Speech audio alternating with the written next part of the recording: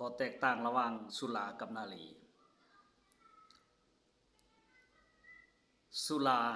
เก็บไว้ดนแห้งเป็นยาดีนารีเก็บไว้ดนแห้งเท่า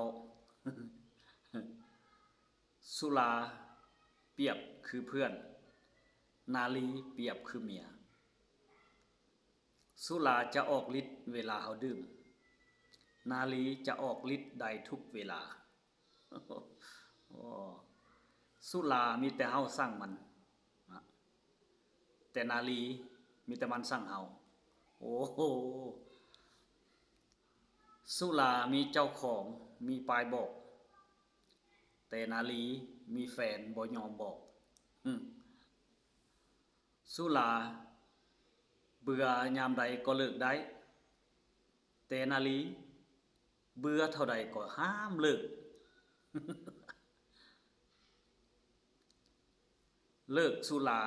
ระวังจะถอกทองแต่เลิกนารีระวังจะลงขุม